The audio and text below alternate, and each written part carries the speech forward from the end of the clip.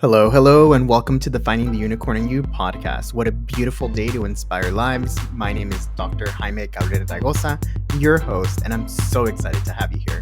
Let's get ready to meet some fantastic unicorns and learn how to unleash the inner unicorn in you. Let's get started. Hello, everyone, and welcome to another episode of Finding the Unicorn in You. Today, I have a person who has worked in the production industry for over 20 years, speaking everywhere from schools, churches, and other live events. He changed from the corporate world to the entrepreneurial life. I'll allow him to say more about himself. So without further ado, I welcome Marklyn Johnson. Man, first of all, thank you for getting my name, because a lot of people, it's weird, but say it how it's spelled, but everybody who always wants to put apostrophes where there's no apostrophes. People all of a sudden forget how letters are pronounced. Thank you for knowing how to say the name. Appreciate it. Of course. I get my name botched all the time. I get Jamie, I got Jaime, I got Javier once. A lot of people can't say Jaime for some reason, so I totally get it. Okay, in defense, it's J, and that's what's throwing them off. Yeah, and it's pronounced with an H, so it's like Jaime, so it's okay. See, because I would have done the same thing. I'd have been like, yo, Jay, what up? Said it's Hyman. I know to say Hyman. See? You gotta ask questions. Just ask the questions. Exactly. So why don't you tell us a little bit about yourself and what got you in this career? Man, first of all, shameless plug. If you pick up my copy of my book, Lessons from a Shit Talker, you would actually know my story. I'm just saying, shameless plug. It's on Amazon. Pick it up. You'll be able to read the story a little bit. So long story short, I lived at home till I was an aimless wanderer. When I graduated high school, I had no clue what I wanted to do. And I didn't really figure out. And at the time, computer jobs was just starting to take place. Mm-hmm. And I've always had a big mouth. I've always was running my mouth, but no one ever said you should be on radio. No one ever said you should work in the production world. It was shut up, get a job, be miserable like everybody else. Nobody likes what they're doing, but we shut up and we do it just so that we can do what we got to do. And that was fine for them. I'm a little weird. I'm a little on the other side. I want to do what I want to do. Isn't it great? It's not the greatest thing in the world, but I've always been like that. So with that being the case, I went to school in 1997 at the College of Technology, and I decided to get a degree in telecommunications network and information.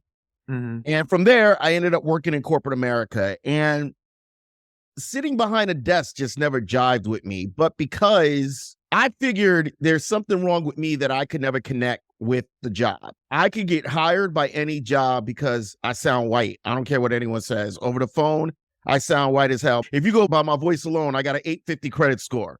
Like, that's just what it is. And I could get hired by any job, qualified, smart. I'm smart as a whip. But I hated working in corporate America. Sitting at a desk, just do your thing. And corporate America is not like it used to be. Back in the day, corporate America used to be, if we see you've got a skill and you're in the wrong position, we'll reposition you somewhere else. Now, and I'm sorry, as a Black male, you got to head down, work doubly hard, and hope somebody discovers you have a talent that's a little bit different in order for them to put you someplace else. And I've always been the outspoken guy, but I'm also the guy that you can't really talk sideways to. So getting hired and fired is a habit of my life. Get hired, get fired. Get hired, get fired. I'm just not a corporate guy. I'm very much a freedom guy. I've always been. And it's still hard. Even at this age, and I hate to say it, at the age of 50, figuring out how to do this level. And I figured out what it is. I got to put more work into it, because I put work into it, but I got to put more work into it. So working in corporate America, I figured out that it just wasn't for me. I'm not a corporate America guy. Corporate America and me just don't get along. Like, we don't get along. We're like oil and water. Okay. Think about it. Even if you say balsamic vinegar and oil, you can mix them together to get a flavor for a while, but after a while, they're going to separate again. Mm-hmm. Right? That's me. But I'm more oil and water.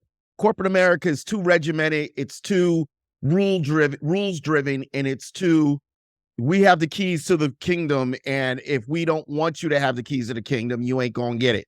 And you could be the best worker there. In 2014, my dad passed away. And before then, I had already been doing podcasting. And I said, it'd always be cool if I could get my podcasting to just make some money. And I was doing podcasting before podcasting was an it thing. I still do it. I love it. It's how I learned to be who I am. And what happened out of that was from there, I ended up going to the Connecticut School of Broadcasting. And there I learned even more so. I had natural skills that you can't teach. Just naturally, when the lights come on, I'm ready to go. Mm-hmm. But this is something you got to practice. This is something that you have to do consistently. Mm-hmm. From there, I ended up working at New Jersey 1015, which is a radio station in New Jersey. It's New Jersey's radio station, but it's very conservative. And my dreams of ever being there, it wasn't going to happen. And I kept doing podcasting. And then a friend of mine said, you might want to consider doing comedy. So then I stepped on stage a few times and did comedy. And I fell in love with doing comedy. And in between of there, I spoke at a few schools, at churches, etc. And I fell in love with public speaking. So now my pursuit is to be a public speaker. Very few people know how to speak in public, know how to capture an audience attention. What makes my skill so unique is the fact that I can do stand-up comedy and I can weave in and out naturally. I speak everything from passion. I speak everything from realness. And because I've always been outspoken, because I've always said what I wanted to say, I created a lot of enemies. A lot of people don't necessarily like me, but a lot of people don't like truth. Mm-hmm. And it's hard.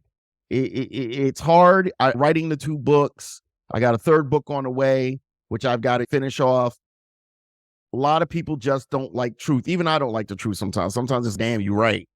But it's a process. And now that I'm here, I realize the skills that I have are great, but I got to hone them a little bit more. Mm-hmm. And that's about me. That's how I got to where I'm at right now. I'm an open book. You ask the questions, I got the answers. And thank you for sharing. That was so much to unpack there. I love it. So I know it's not easy being an entrepreneur. Like, I'm doing it myself, and you have to really put yourself out there. I think what you're doing is definitely a unicorn quality in that you are putting yourself out there. You're trying to go against the grain of what we were always taught to only do the 9-to-5 job. However, if you want to become successful, if you want to actually live a satisfying life, you need to put yourself out there and be a little different. And people don't like different. Nah, they don't. So once they see that you're acting not as uniform as everybody else, then people start saying, hey, you need to like line yourself out or get out. And sometimes getting out is the best option and starting your own path. When you're here's the thing I always tell people. Corporate America is like high school. It's weird. So you go to college for 4 years, 8 years, whatever you need, get your master's degree, get your bachelor's, get your master's of science, whatever you get your degree in, just to work in an environment where literally they want to know that you could be as petty and juvenile as they are. Every environment like that is not a healthy environment for everybody. And everybody thinks that's the way to success is get a corporate job or just get a job and just shut up and just do what you got to do. Here's the thing. People don't see talent in other people unless you show that you have the talent. Mm-hmm. I spent most of my life until I was 35, I would say even 42, trying to fit into a mold that didn't apply to me because and here's the important thing. I love the fact that finding your unicorn, correct? Mm-hmm. Part of finding your unicorn is you learning to define yourself. Mm-hmm. And when you don't define yourself, others define you. So you're not finding your unicorn. You're becoming the unicorn they want you to be. Mm-hmm. This is who they want you to be. A friend of mine reached out to me the other day, and it was an amazing thing. He was saying how this kid played in the NBA. He played with Kobe Bryant. And he's 30 years old and lost. Mm-hmm. And he's lost because he never defined who he was outside of basketball. He was tall, he was lanky, he was athletic. So they pushed him through the system of you can be a great basketball player. What's going on in the world right now is kids are not identifying who they are. Nobody's talking about the fact that they are not allowing kids to identify who they are in this world in order to accomplish great things. You have to identify. If you're a nerd, the top 1% of everyone that says, I'm a nerd, I'm a geek, or I'm a savant, so I know. Those people excel because they found a way at a young age. Majority of people at a young age don't know how to define who they are because they get scared of being bottle capped. If I say that I'm a musician, that's all I'll ever be, is no, that's not all you will ever be. Because you might turn being a musician into being a writer. You might turn being a musician into a writer, into a producer. You might turn being a musician into a writer, into a producer, into owning your own company. They all slowly trickle into each other as you move along. But when you fail to identify yourself as a musician and go through the levels of being a musician, then as you go older, that's all you are. I'm a musician. I just want to play music because that's all you did for 25 years. Now, all of a sudden, something happens. Let's say you played a guitar and you broke all your fingers and you can't play the guitar no more. Damn, I can't play the guitar no more. What do I do now? I can't play the guitar. Yeah, that doesn't mean your fingers don't work. Why don't you try to write? I'm a musician. I don't know how to write. So learn. But because you defined yourself at an early age as just a musician, that's what you gave yourself credence to. And it wasn't you defining it. Everyone told you you were there. Every time you try to write a song, nah, man, you can't. Nah, stick to just playing music. Yeah, but I'm really feeling something with writing songs. Nah. And you see this with a lot of bands. The lead singers, the head singer is a writer, starts writing out stuff. And then people be like, yeah, dude, you just sing, don't write. You just sing, don't write. So they never master the art of writing because people want to say you're a great singer. But when you're 13, 14 years old, you are not what someone defines you. You are what you are at that moment because that's what you've adjusted yourself to be. You are a great artist at 13. You can draw any character. But why do you define yourself as only that? Own it. Draw characters. Now expand it. What's a character you never drawn before? Draw that character. Now animate your character. Now, after you animate your character, put your character into a storyline. Now, oh, I can't do that. If you tell yourself you can't do it, then you ain't going to do it. But if you tell yourself that I'm going to try, because it's really about taking an attempt. I'm not the greatest comic in the world. I'm far from, but I'm decent. I can get on the mic and make people laugh. I can stand on stage for 30 minutes and get a lot of laughs. It's a skill. It's something I've learned. I didn't learn it once. I learned it by doing it again. You know what I mean? That's all it is. Yeah, and it's trial and error. And I think that a lot of us try to niche down to one certain thing and master that, which is fine at the beginning. Try to master one thing, but really learn and add, like you said, add on to different skill sets and really diversify yourself, because that happened with my father. Was a carpenter and that's all he knew. And when the company crashed, he didn't know what else to do because that's the only thing that he knew how to do. So he ended up unemployed for such a long time. So you really need to add as many tools in your tool belt so that you can really diversify your skill set and become useful in any area and any location that you are in. Yeah, and I like that you said that. It's diversifying your skill set makes you a better person. And I think a lot of people are scared of moving outside of their comfort zone because the minute they move outside of their comfort zone, the first thing in their mind is, I got to go back. So like right now, I need money coming in. And I'm looking all over. Okay, I produce comedy shows, but I don't have any coming up that I produce. Well, I do, but they're too far spread out. So now I got to go out and find more. And the thing is, and I say this all the time, people are not very, it's a balance of you finding out what you're good at, what your skill set is. And some things you might think I'm not good at, but you probably are. It's just that the first time you did it, you're like, I don't want to do it again. Because it didn't go the way. First time you try to produce a show and only 2 people show up and you're like, I'm not going to do it again. But that's life.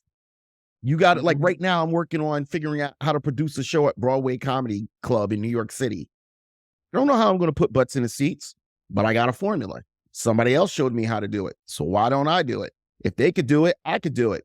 They're not anything special. They're not better than me. Mm-hmm. They just decided that's what they wanted to do. So they did it. Yeah. And then ask for help. Try to collaborate, network, put yourself out there. If you don't know how to do something, ask. You'll be surprised how many people are actually willing to help you, learn what they know, and you'll gain that skill set and be able to get into that certain section or field that you want to get into. You said the key word right there, which I think a lot of people skip out on. Ask. I stink at asking. I'll admit that in 2 minutes. Stink at asking. And you know why I stink at asking? I stink at asking because sometimes asking feels like begging. Mm. And nobody wants to be the beggar. Mm-hmm. But I've learned the hard way that if you don't beg when it's easy, you start begging when it's hard. Mm-hmm. Because it's easy to beg when you need a little bit of help with, hey, I need you to show up to a show. Harder to ask and or beg when you need money. Yeah. Totally different, because people and money, 2 different things. Money is, unfortunately, a friend of mine had to loan me a lot of money to keep me in a situation, and it's hurt our relationship. And it hurt our relationship because, again, it's money. Mm-hmm. And I'm not able to pay it back thus far. And I'm sharing this out loud because it's like, this is what happens when you don't know how to ask and you're not being proactive. And, you know, finding what you love to do, you got to be proactive and you got to get on it. And you got to. So one of the things I'm doing right now is I said, why don't I speak to the juvenile people at this place? It's called the Juvenile Justice Center in New Jersey. Mm-hmm. I figured that'll help me get into schools easier. Because if people see I'm talking to juveniles, they say, if he could talk to juveniles, he could talk to our kids, because our kids are not juveniles. So it's all about being able to look in the bigger picture and say, now I'm here, so let's move here. Yeah. Now I tried this, let's try this. And they leak into each other. You start somewhere, wiggle your way in. Once you're in there, then people start seeing what talent you have and you'll start expanding. And it's some people, I always believe what's meant for you will be yours one way or another. I would have never imagined that I got on stage to do comedy. Mm-hmm. And when I do, when people start laughing, I'm like, wow, I'm amazed. And I'm not amazed, sometimes when people say, oh, you did a great job. I remember I did a couple of shows and people were like, man, you were better than my own family member that I came out to see. And it's humbling because, here's one thing that a lot of people don't understand about comedy. A lot of people that are comics are very depressed individuals or have a lot of mental issues. I have social anxiety. I don't like people. If I don't know you, stay the hell away from me. I don't know you. I'm not comfortable with you. Stay out of my bubble. When my friends that I know come up and be like, oh my God, that was so good, blah, blah, blah, I'm good with that. I know them because I can tell them to go F off and leave me alone. But you can't say F off to a stranger. So when strangers come up in your area, you're like, man, thank you. Appreciate it. It's uncomfortable. And you try to get used to it. I got this bubble around me. Leave me the hell alone. Mm-hmm. And we all have our thing. We all have our way of living and certain things that I call it the icks. And we just have to learn to work around those icks and be able to get through it. So it sounds like you've gone through several transitions in your life and you're still going through transitions, as we all are. So why don't you tell us a little bit about maybe one of the hardest transitions you faced? Man, I would say moving from New Jersey to Minnesota when I was 32. Mm. Reason being is because it was such different environments. And I had the safety net of the bubble of New Jersey that I am who I am. I lived in my town. People knew who I was. This was my bubble. I am who I am. And I'm not the most social person. I'm more so I'm going to say whatever I want. I ain't trying to say anything to fit into a crowd or an audience. I am who I am. And when you move into Minnesota, Minnesota has this thing called Minnesota Nice, Minnesota Ice. Mm. And it's one big high school. They're looking for everyone to blend in and everyone gets along and we're all, hey, and I'm all whatever.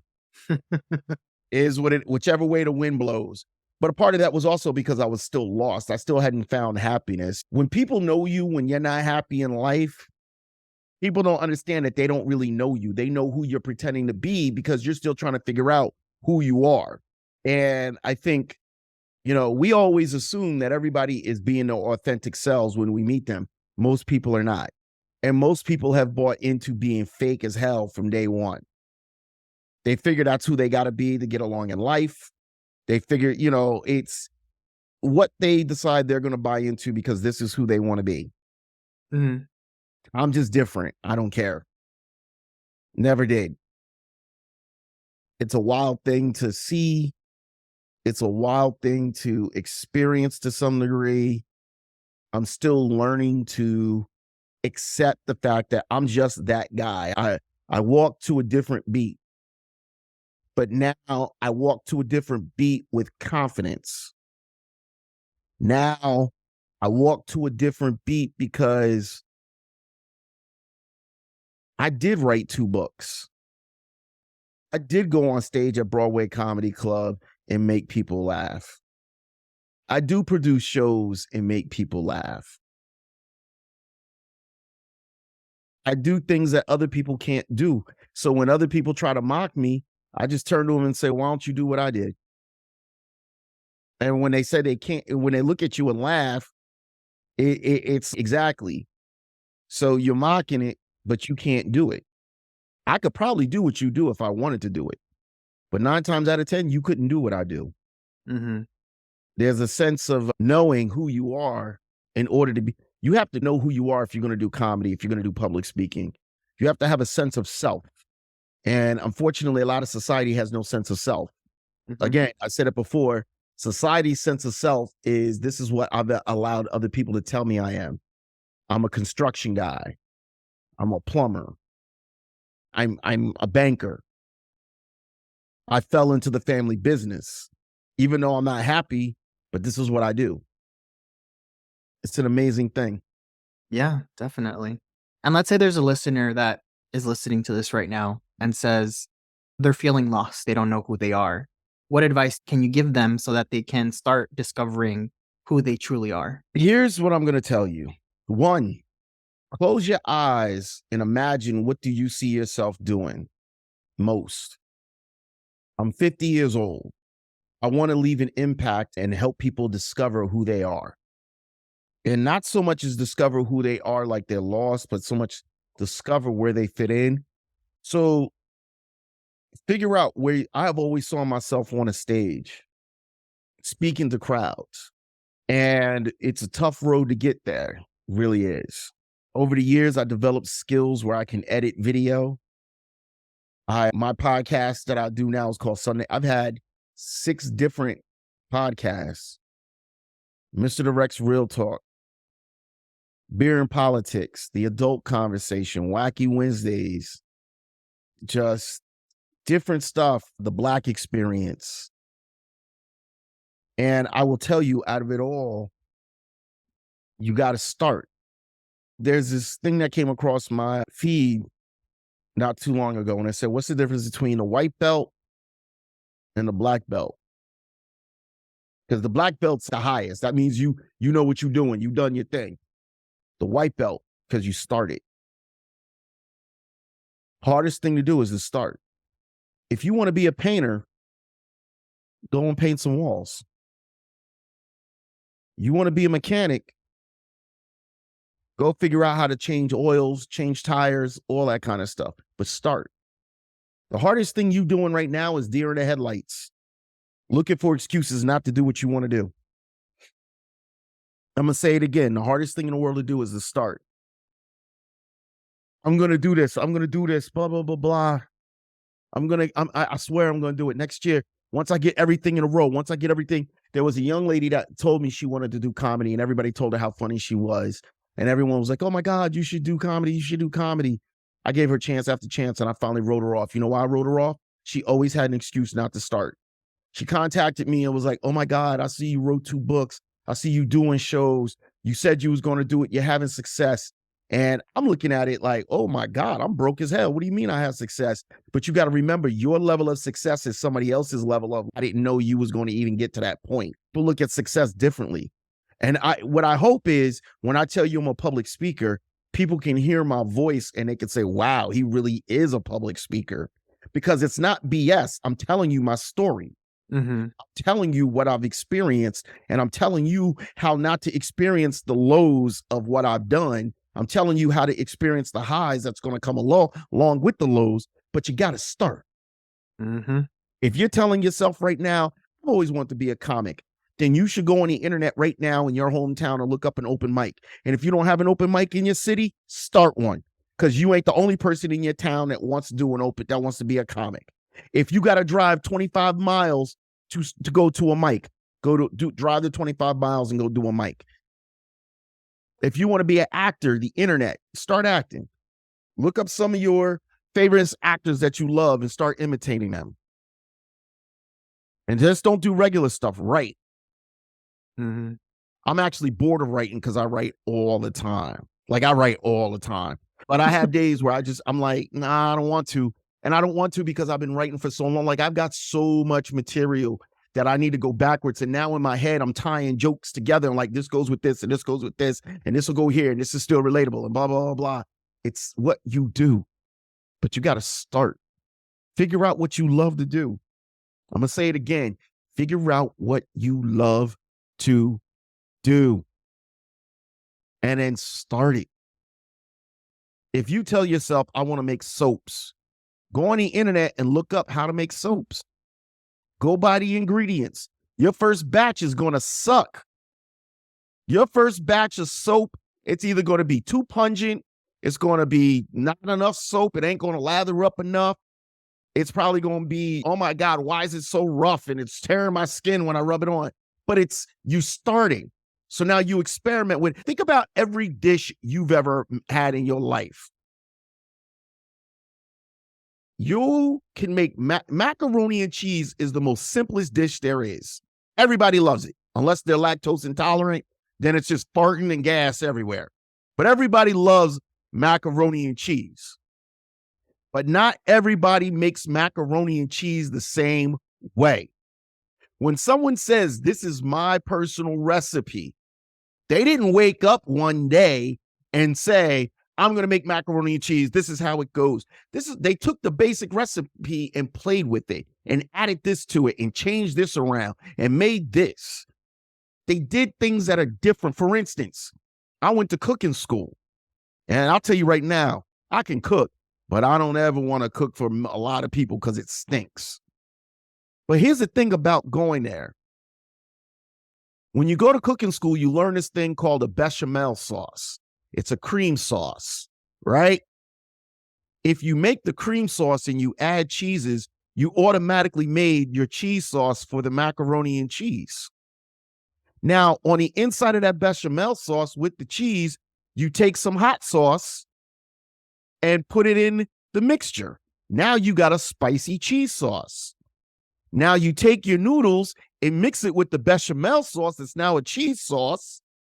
And now you put more cheese in it to make it cheesier.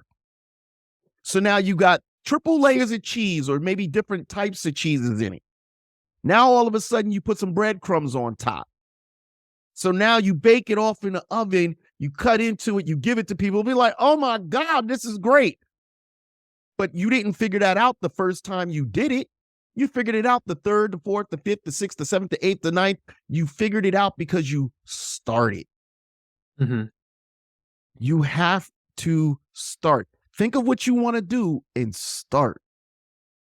Wayne Gretzky, you miss 100 shots you never take.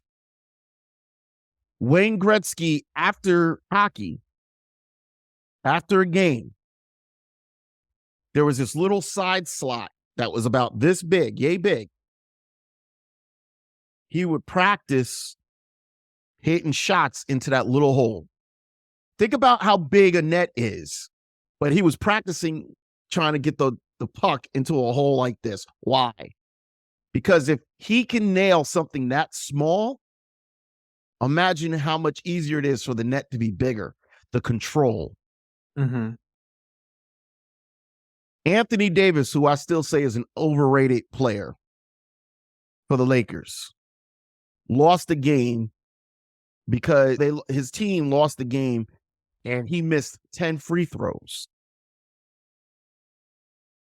So after the game was over, Anthony Davis was out there shooting 100 shots and he wouldn't leave until he made 100 shots, free throws. So once you start, you got to be dedicated to it. So I'm dedicated to what I do, but now I'm trying to find out ways that if I do get a job, if I have to, how can I continue to use the skill set I have so that I can do that versus having to get a corporate job that has, I don't want to do computer repair no more. I could do it. I don't want to do it. Mm-hmm. I want to do what I want to do the skill set that I'm good at. Use these skills to get where I want to be at. Yeah. And so with that thought, you got to start. You got to start and you got to want to do it and you got to do everything in your power to do it.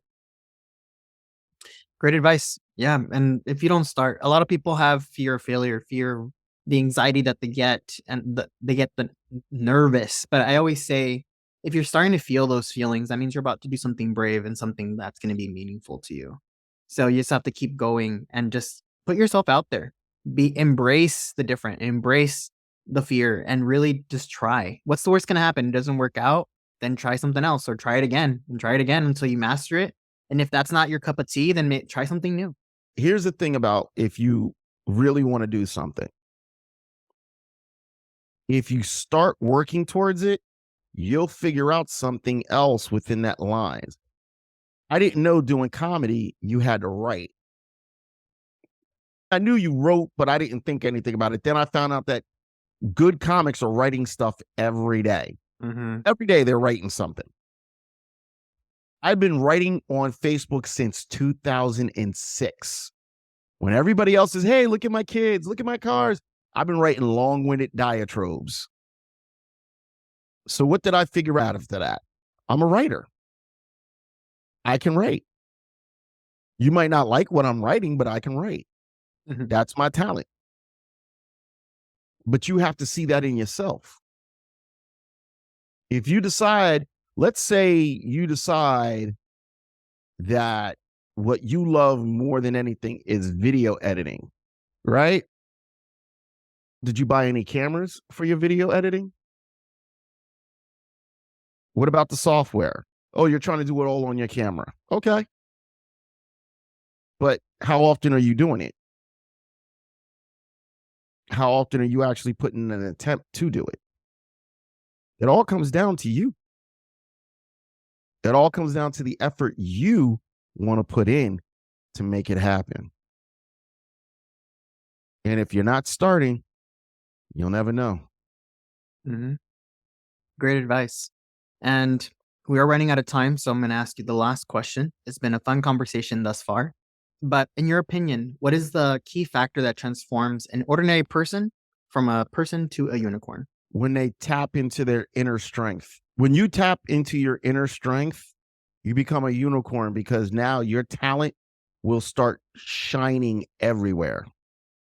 Your talent will start being seen in ways that you cannot believe. People hire me to host shows. Why? Because I'm good. I performed in front of 5,000, I've performed in front of 10,000 people as a host. And it's street fairs, like a street festival, not like concert 10,000, but street festival. But if you was to put me if you was to put me in a concert hall with 10,000 people, I guarantee you half that room would be laughing at me because I'm goofy as hell. I don't care. You gotta tap into it, man. Once you tap into your inner strength, you're a unicorn. Once you tap into who you are and what you want to be and you go for it, you're a unicorn. And the problem is everybody thinks that they're supposed to be the top of the line when they do it. sometimes you ain't supposed to be the top of the line. The reason why I want to do public speaking and comedy is the plan is to get booked out all across the country. So as I get booked out across the country, I can find comedy clubs in those towns and just go do some comedy and have fun, enjoy myself. You got to find ways, baby. You got to find ways.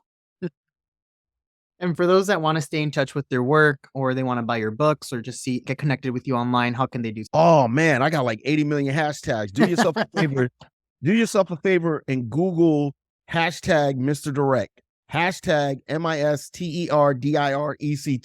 I'm the only one there is.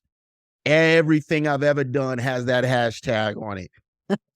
Sounds good. So I'll make sure to put the links for all of your social media and people for them to be able to contact you on the show notes. And then also for listeners, if you are interested, you can go to my website, raygoza-consulting.com, go under the Unicorn Wall of Fame, and you'll see Marklyn on there with his bio and also links in there. And as a constant reminder, episodes come out every Friday, 7 a.m.